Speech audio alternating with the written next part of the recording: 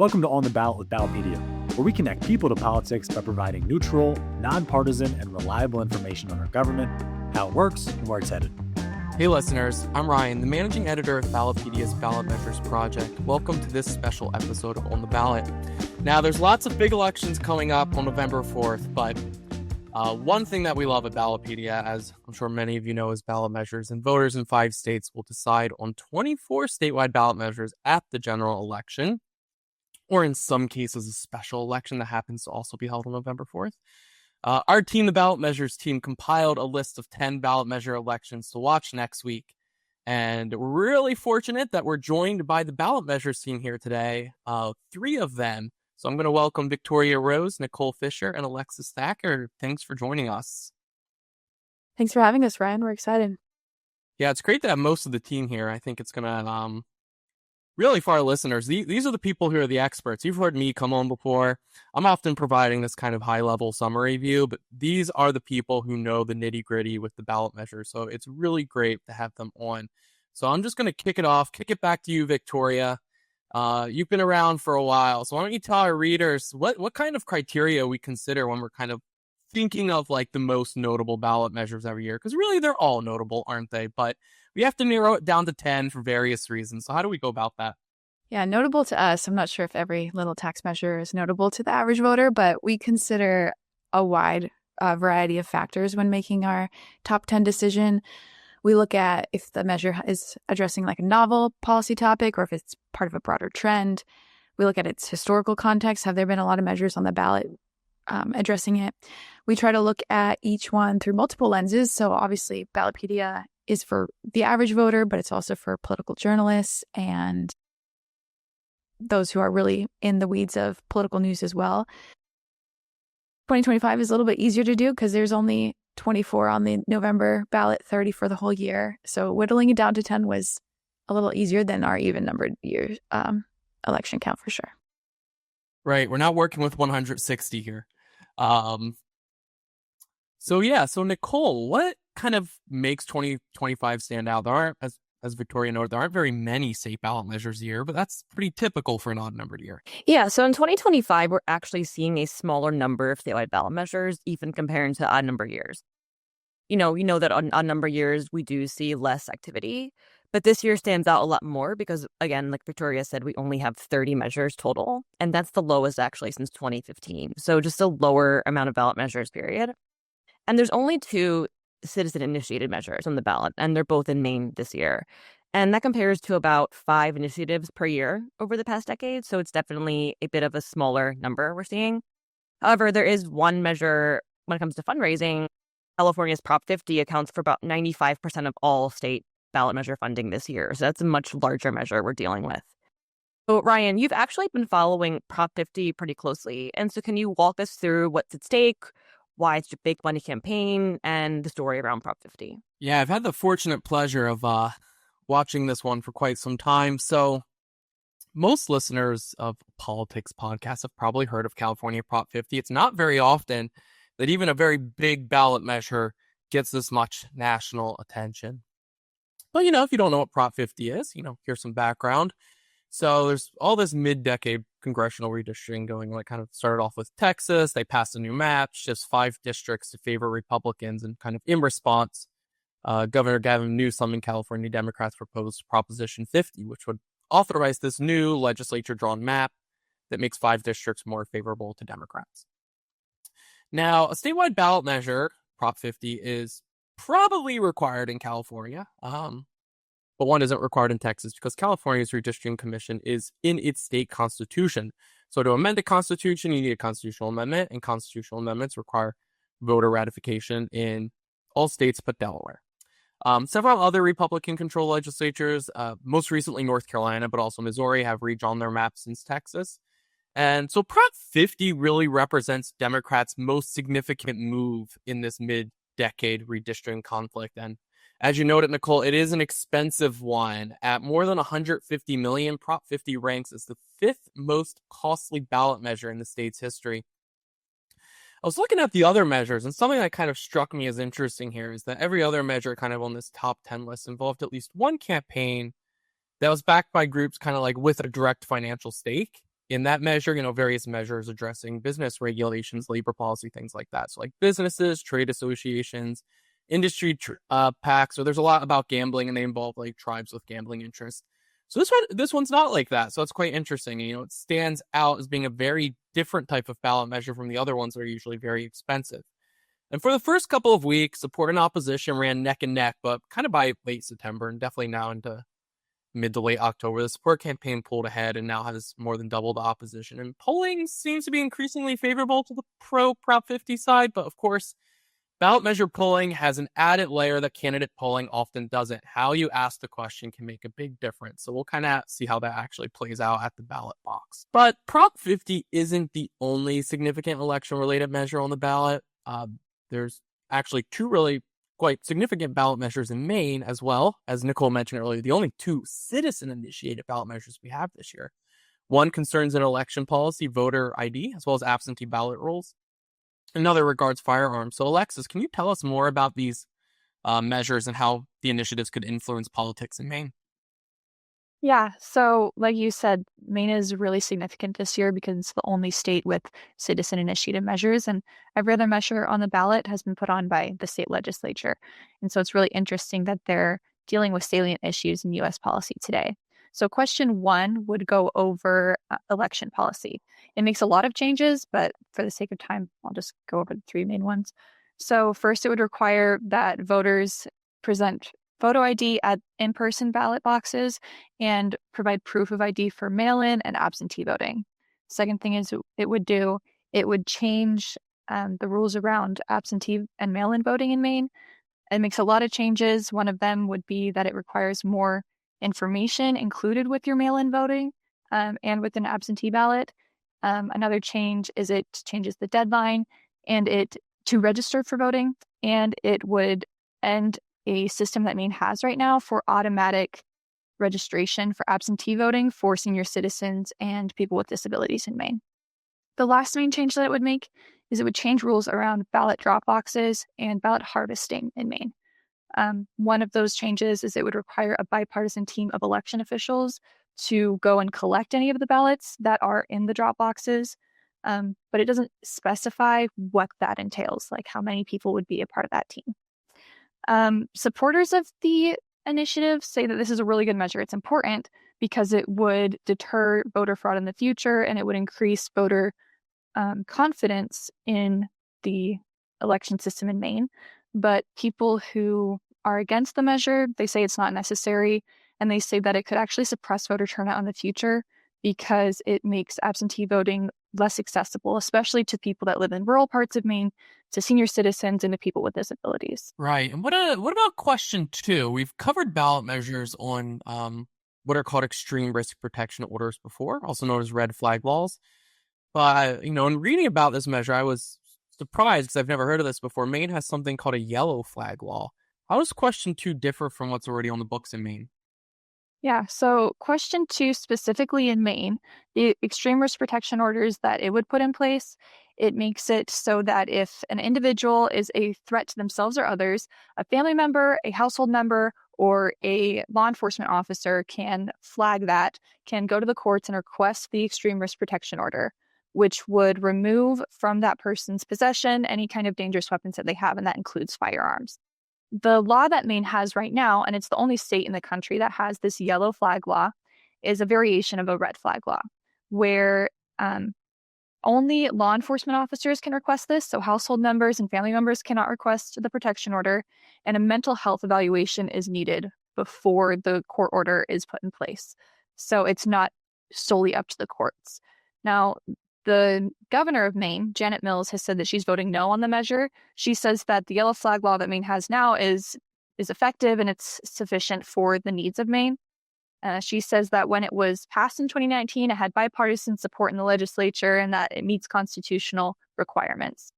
But, supporters of the measure say that it's not enough, that it doesn't work fast enough, and it doesn't allow for family members to make the distinction of whether a person is a harm to themselves or others and to go to the court when they determine that. And so for that reason, they say the yellow flag law is not enough. Great, thanks. Yeah, those are 2 citizen-initiated ballot measures this year. So changing gears and going further south here, Texas voters are weighing a big batch of constitutional amendments this year. Actually, I think we've noted there's only 30 ballot measures across the entire year.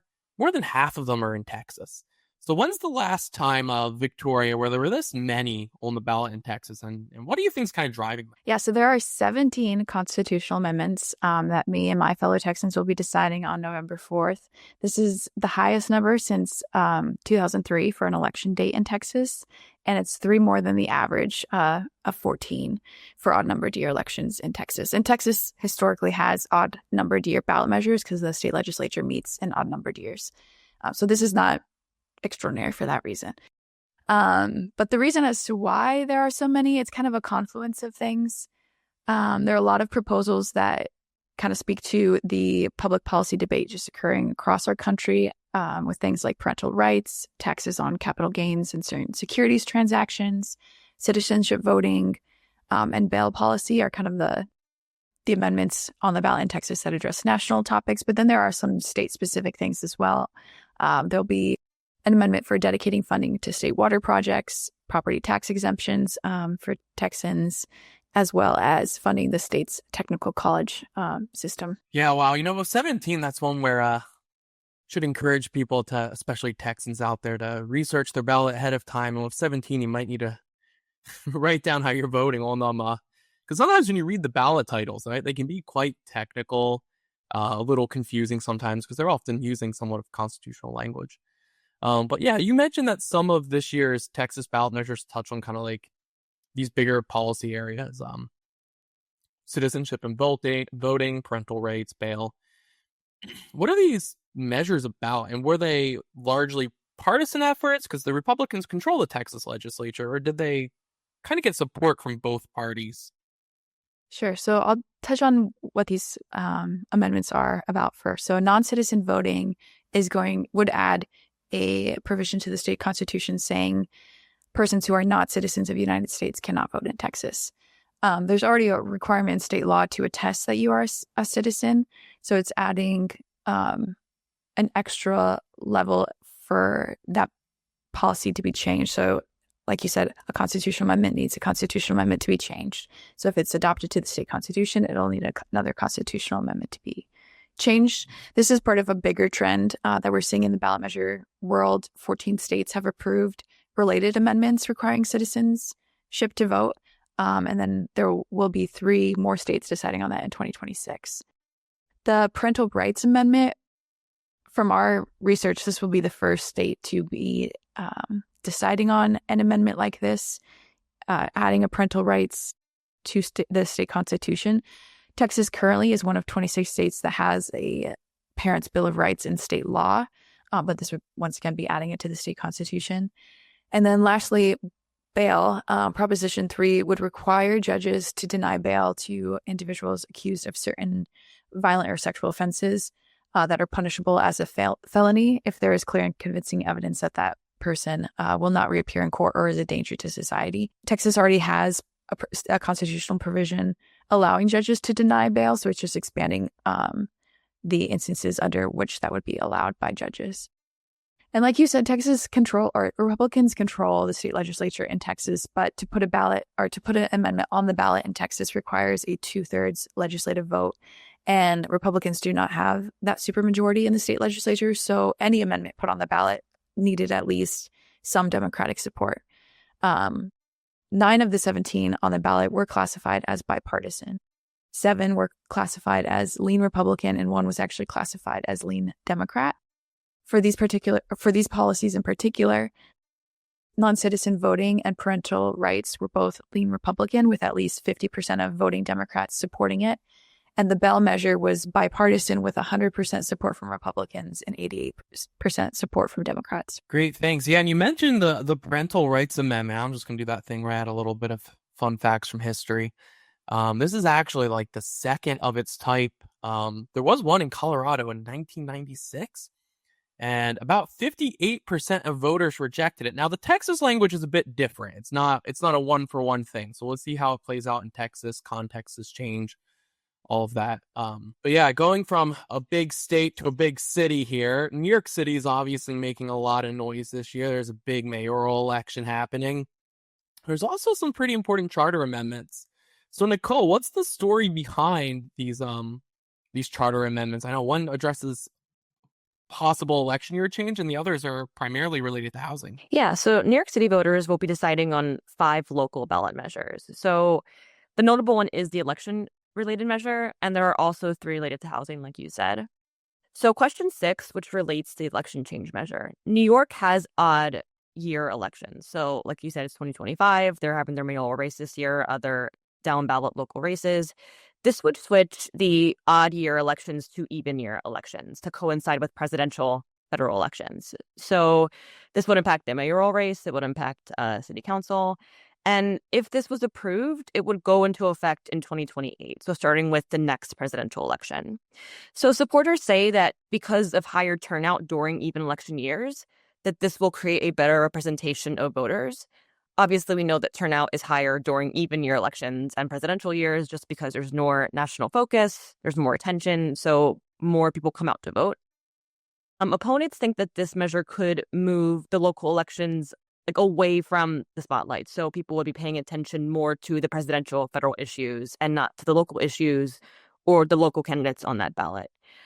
And it would drown out the local issues. So, however, even if this measure was approved by voters this election, it won't go into effect yet because the New York Constitution will also need to be amended. So even if voters in New York City approve this question to change their election years, it won't go into effect unless all New York State voters approve an amendment next year. So it wouldn't quite go into effect yet. And there are also 3 affordable housing measures that are also pretty interesting. And they all tackle a different part of the process, but essentially it would streamline or expedite land use, housing development reviews, and all of the process behind affordable housing. So the thought behind this is that it would shorten the approval process and basically bypass city council approval for a lot of decisions. And supporters say this will lead to more housing and help affordability, reduce the sort of bureaucratic drag and long review process around affordable housing. But opponents say that because if you bypass city council's approval, it would reduce community input specifically. So I think all these are pretty interesting, especially in a pretty interesting mayoral race in New York. So we'll definitely be keeping an eye on these measures as well. Awesome. Thanks, Nicole, for that rundown on the charter amendments of New York City. So this is kind of an open question to all of you. Do we have any indication as to which of these measures might draw the most turnout? It's an off-cycle election year, or any seeming to attract voters more so than we would expect, maybe. I can speak to Texas because we track voter turnout for the odd-numbered year elections and have that data since 1988. On average, odd-year turnout in Texas is 40 percentage points lower than even-year elections at 11%. So it's going to be largely along those lines, I would guess, in Texas. I have seen Ryan, because I typically cover California, but Ryan is pitch hitting for me on Proposition 50, that there's been a lot of news about the turnout on Prop 50. So do you think that'll bear out for that election? How does it compare to other special elections in California? Yeah, Prop 50. So turnout in California tends to be relatively low during special elections that feature only ballot measures. I mean, there's only been 2 since 2000.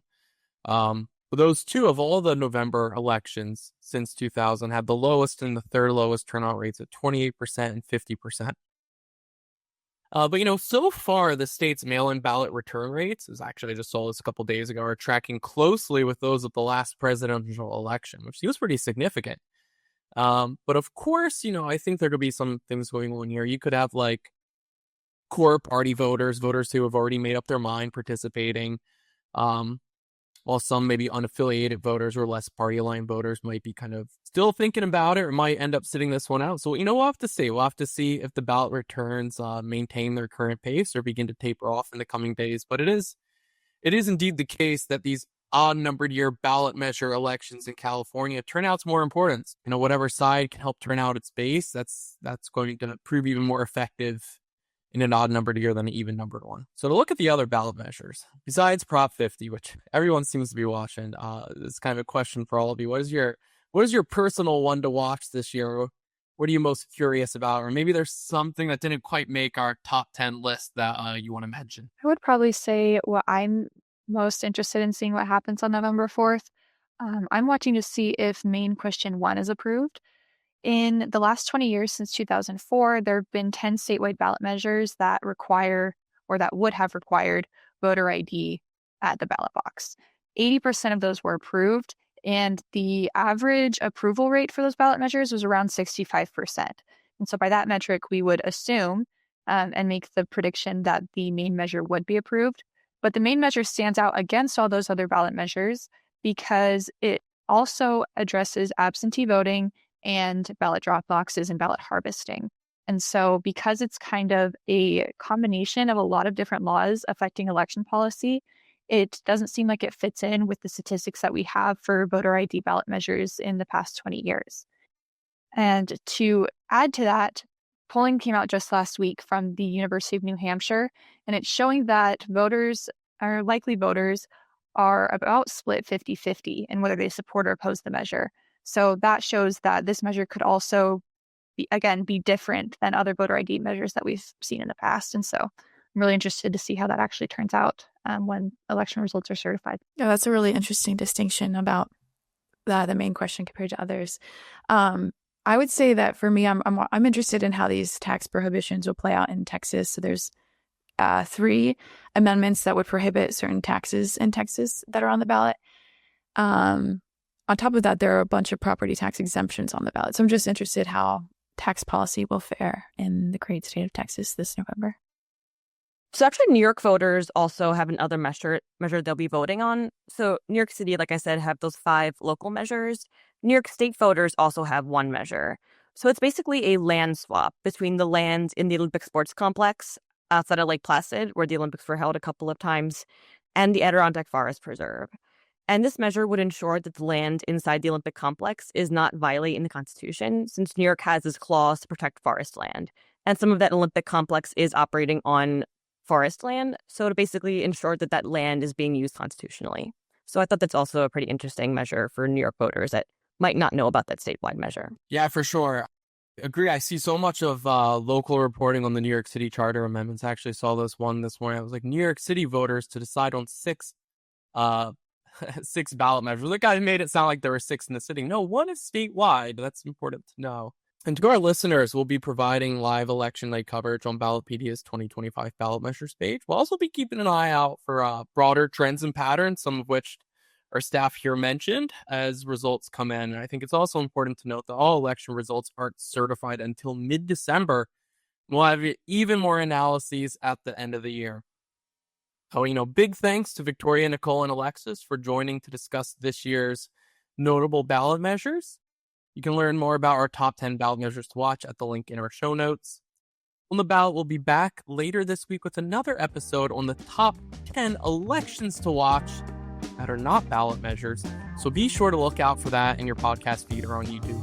Make sure you subscribe to On the Ballot wherever you listen to podcasts. I'm Ryan, and thanks for listening. Thanks, Ryan. Thank you.